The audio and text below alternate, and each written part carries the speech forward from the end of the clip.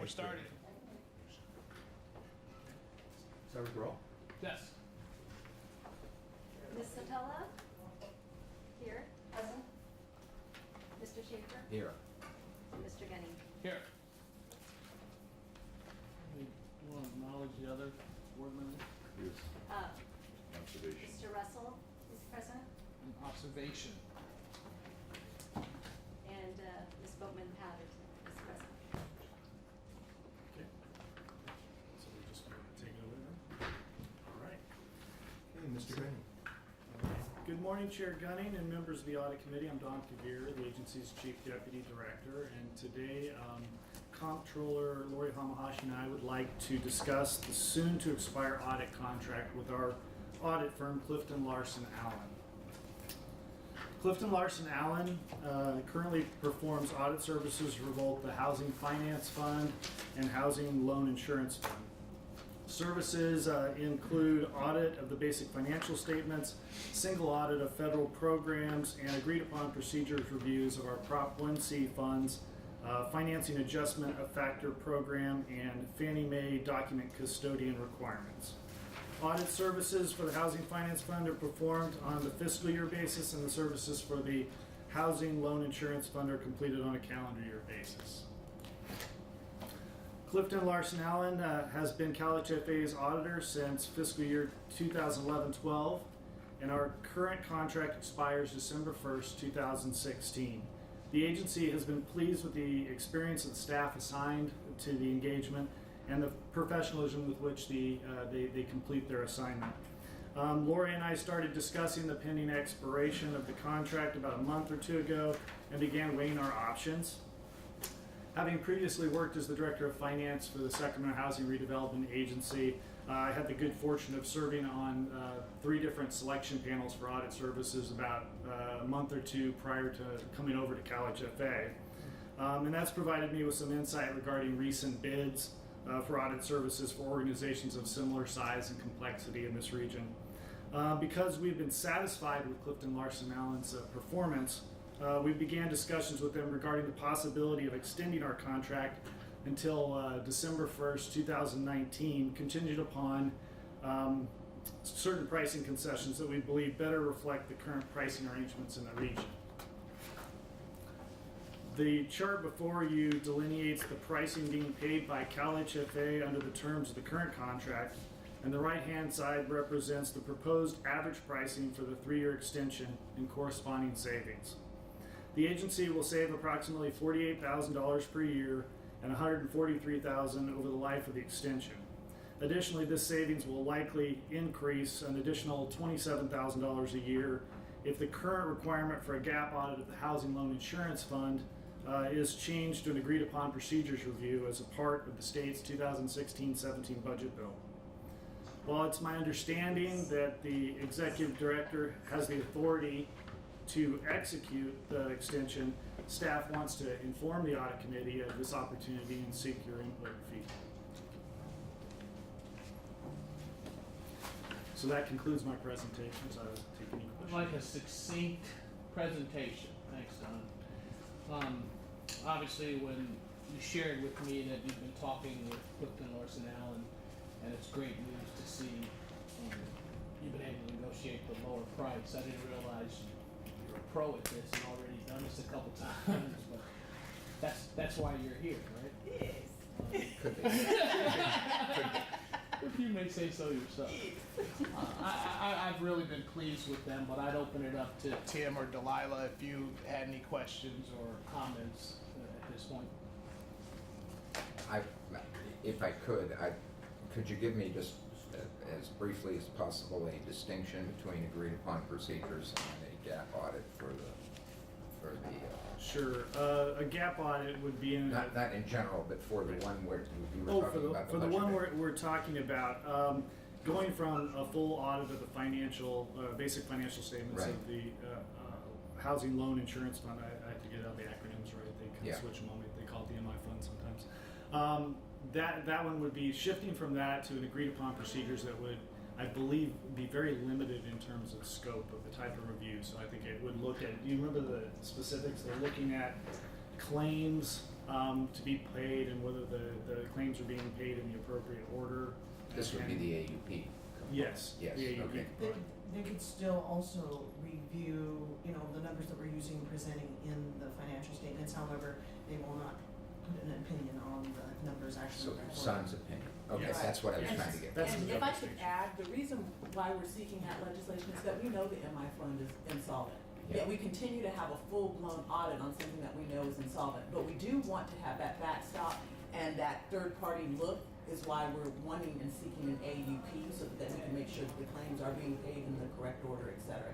And it would be a cost savings to go from a full-blown audit of that mortgage insurance Yeah. fund to an AUP. And that way, the people that are in the stacking order, if you will, of being paid out of claims can have some level of assurance that things are being paid out appropriately. That's what I was getting to, is just trying to understand. Okay.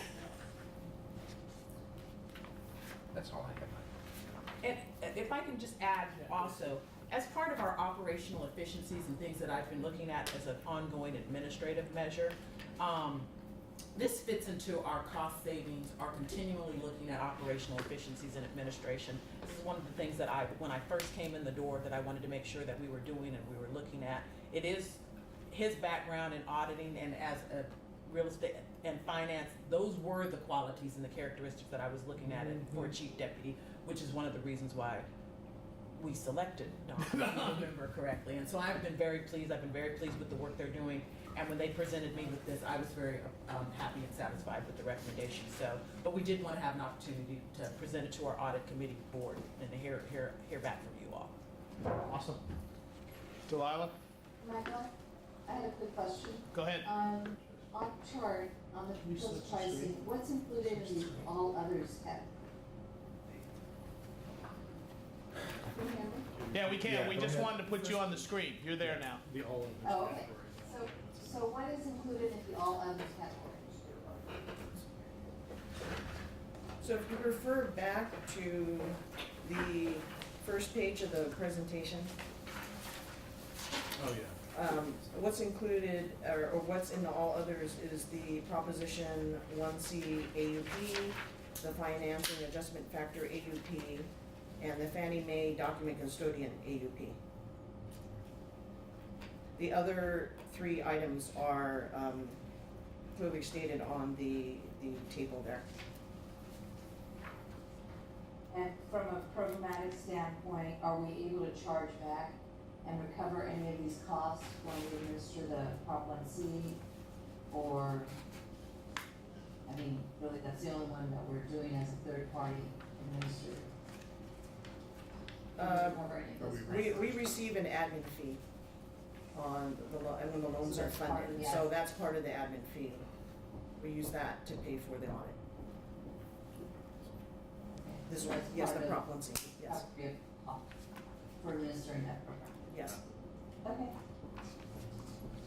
And then, Dawn, I didn't hear what the additional $27,000 in additional savings.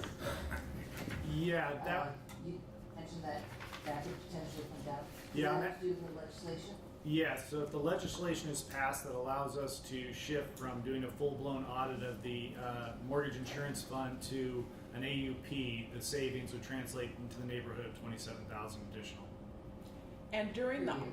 during Per the during the audit, we are continuing to get findings when we are doing a full-blown audit because the mortgage insurance fund is insolvent. And one of the recommendations that the auditor did make, which was a precursor to us seeking the legislation, was you all might want to start coming up with a wind-down plan for the mortgage insurance fund. So we actually are implementing some of those recommendations that Clifton Larson had put in place. Okay. Don, what bill is that, or is it pending, or It's going to be part of It's the part of the budget. bill. the budget bill? It will be a part of the budget, and the administration has approved that, and Department of Finance has approved that as being Perfect. included in the budget. No drama. No drama. Good. All right. Great. Great. Anything else? Anything else from anybody? Lori, want to add anything? Good. And Lori did a great job playing good cop, bad cop on the audit fees, so I want to commend her for that. So just, I guess, by way of calendar, we will be meeting again next, next time we meet, Victor, or what's the Audit schedule? committee. Audit committee? Yes, our audit committee will be scheduled for our May 17 board. There will be a full board meeting on May 17 as well as the audit committee. And it's normal course, right, to take up the current audit or the audit that was completed And on the housing. on the housing, on this fund that we're Yeah, we're actually talking about, the mortgage fund, insurance fund. So there will be that. So in anticipation, or perhaps part of what you might be asking is whether or not you want or need to do anything on this extension with the full board, or is it I think the committee can, if it chooses, you can, during the director's, executive director's comments today, take the opportunity to discuss this, because I don't think it has to be a matter that is calendared on or agendized on the board. I think the preference for us would be to just do it next. At the next- meeting. Yeah, okay. We'll report out at the next meeting. I just Then- wanted to make sure everyone knew the calendar. The next meeting, we would be looking at the housing insurance fund and then report out what we did today. Okay, that's fine. And that's plenty of time to do an extension if it is the pleasure of the committee. We're asking, the executive director has the authority under our regulations to, of course, approve a contract not to exceed $1 million in any given year. And this one, cumulative over 3 years, is $250,000 or so. So she does have the authority to do so. If it is the committee's will, you can, as you did last year, you reported out to the board that it was the recommendation of the committee that it go forward. And hearing no objections, we went forward with that based on the director's authority. But if it were the desire of the board to take it up for a decision, it of course may do so. I don't feel the need to do that. I just assume Tia, she's authority. Delilah, you got any problem with that? No, I think that makes sense. So Yeah, if that makes sense. So if you want to do that, you have two options. We can wait until the May meeting and report out as you did last year.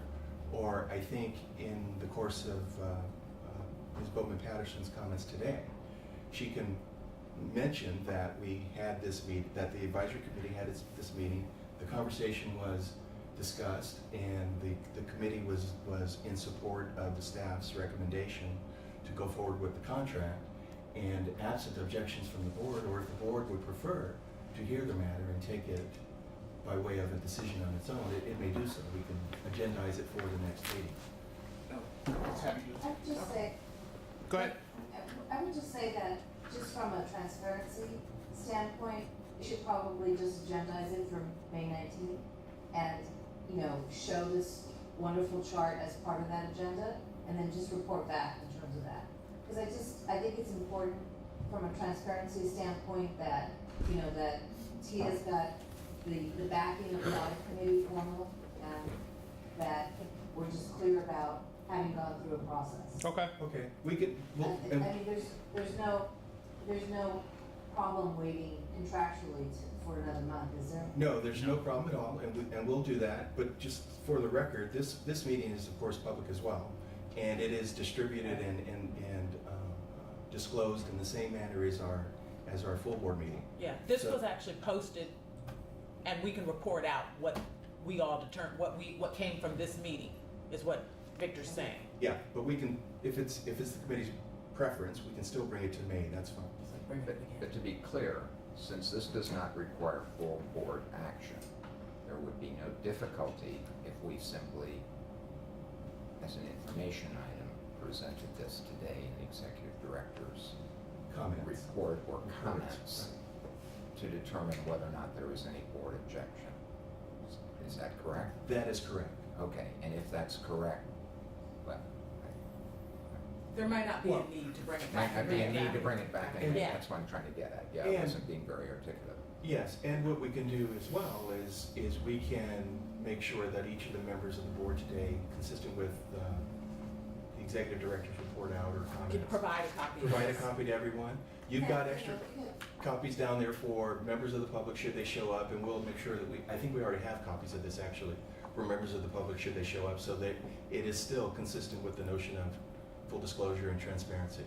And Delilah, what we will do is we will post this on our website as part of the audit committee's handouts that it received, so that the public will continue to see that this is the information that we went over during this meeting. Okay, So you okay with that? yeah, that's perfect. So as part of your discussion today, you'll say we met and are going to approve it. This will be available on the website. Any board members can look at the presentation. And And it would also be appropriate if Mr. Chair of the audit committee, if you have any comments or after that would dovetail with her comments, that's fine Okay. as well. good. Any other business for the committee?